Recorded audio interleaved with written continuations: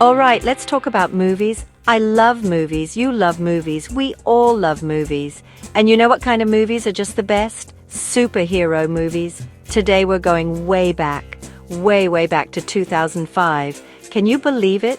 That was a long time ago. We're talking about a classic. It's called Fantastic Four.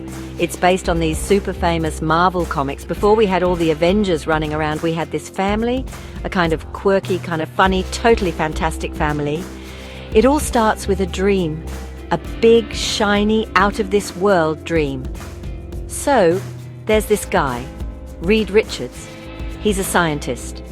A really, really smart one. The kind of smart that makes you feel like you should have paid more attention in science class. He has this amazing idea. He wants to go to space to study a cosmic cloud. A cloud in space. He believes this cloud holds secrets to human evolution. It's a huge deal. But space travel is expensive. You can't just buy a ticket online. So Reed needs money. He needs a lot of money. And who has a lot of money? His old rival from college, Victor Von Doom. Talk about an awkward reunion. Victor agrees to fund the trip. But of course there's a catch. Isn't there always a catch? He wants to go too, and he wants a big piece of the profits. So the team gets assembled.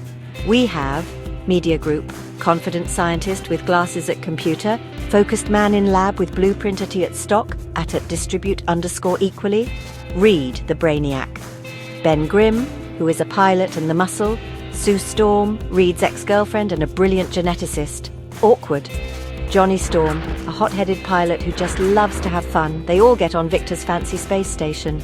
It's a mission for science. What could possibly go wrong? Well, a lot. A whole lot. The cosmic cloud arrives way sooner than expected. Reed's calculations were off. Whoops, the station's shields fail. Everyone gets zapped by these crazy cosmic rays. It's a huge, colourful, scary light show. They barely make it back to Earth in one piece. They land and they think the worst is over. They survived. They're all back on solid ground. But they have no idea what's really happened to them. They feel a little strange, a little different. But they're about to find out that different is the understatement of the century. Their lives are about to change forever. And I mean forever. Back on Earth, things get weird. And they get weird fast. Imagine waking up and you're not quite you. That's what happens to our heroes. Let's start with Johnny Storm. He goes snowboarding because, you know, that's what cool guys do. He feels a little hot, then he feels really hot, then poof, he bursts into flames. But he's not burning, he's okay, he can fly and shoot fireballs. He thinks this is the coolest thing ever. He calls himself the Human Torch. Of course he does, what a show-off. But you gotta admit, it's pretty neat. Then there's Sue. She's trying to figure out what happened to them. She gets upset and then she just vanishes. Poof. She's invisible. Can you imagine? You could sneak into the kitchen for a midnight snack and no one would ever know. It's me. I'm the one doing that. Sue also finds out she can create these powerful force fields. She becomes the invisible woman. It's an amazing power, but also a little scary. She has to learn how to control it, or she might just disappear when she gets a little emotional. It's like a superpower mood ring. Now for poor Reed Richards, his changes are stretchy. Yeah, you heard me. Stretchy. His arms and legs can stretch like rubber bands.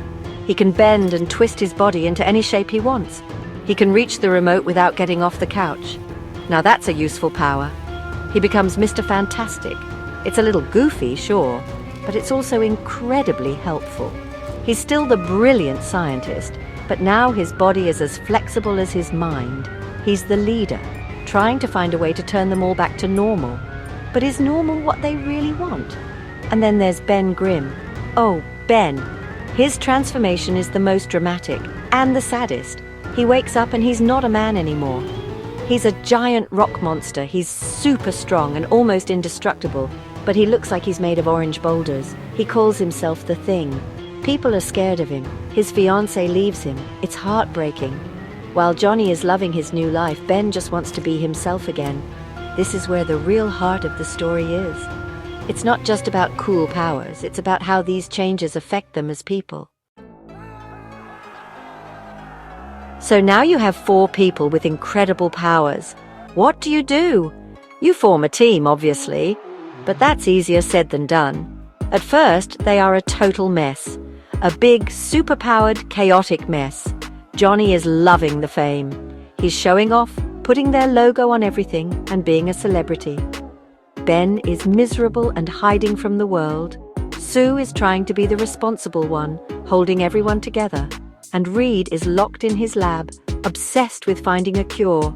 They're not a team, they're just four roommates with very, very strange problems. They have to learn to work together, and they learn the hard way. There's a huge traffic accident on the Brooklyn Bridge. A fire truck is about to fall. People are in danger. This is their first real test. They have to use their powers not for themselves, but for others. Reed stretches to catch people. Sue uses her force fields to stop the truck from falling. Johnny flies around to help. And Ben uses his incredible strength to hold up a bus. He's a hero. The people he saves aren't scared of him anymore. They cheer for him. It's a beautiful moment. This is when they become the Fantastic Four. They realize they can do amazing things when they combine their abilities. They're not just individuals anymore. They're a unit, a family, a super weird, superpowered family. Reed is the leader, Sue is the heart, Johnny is the fire, and Ben is the rock. Literally. They start to train together, learning how to sync up their powers. It's like a dance, but with more fireballs and stretching and giant rock fists. They're finally embracing who they are. Well, most of them. Ben still wants a cure, but he's starting to see the good he can do. The theme of teamwork is so important here. This movie showed us that being a superhero isn't a solo job. You need your friends, you need your family, you need people who have your back, especially when your back is made of orange rock. They argue, they bicker, they get on each other's nerves, just like a real family. But when it counts, they come together. They support each other. This focus on family and teamwork was pretty special for the superhero genre back then. It wasn't just about one guy saving the world. It was about four people saving it together. So, while our heroes are learning to be heroes, what about Victor Von Doom? Remember him? The rich guy who funded the trip? Well, he got zapped by those cosmic rays too, and it did not go well for him. His body is slowly turning into organic metal. His company is failing because of the disastrous space mission. He's losing everything. And who does he blame? Reed Richards, of course. He's angry, he's bitter, and he's getting some pretty scary powers of his own. He can control electricity. Yikes. Victor embraces his dark side. He puts on a creepy metal mask and a green cloak. He starts calling himself Dr. Doom. He's not just a villain, he's a supervillain, and he has a plan. He wants to use a machine Reed built, the one that's supposed to cure them, to make Ben human again, but it's a trick. He wants to drain Ben's power and then use the cosmic storm to make himself even more powerful. He kidnaps Reed and starts his evil plan.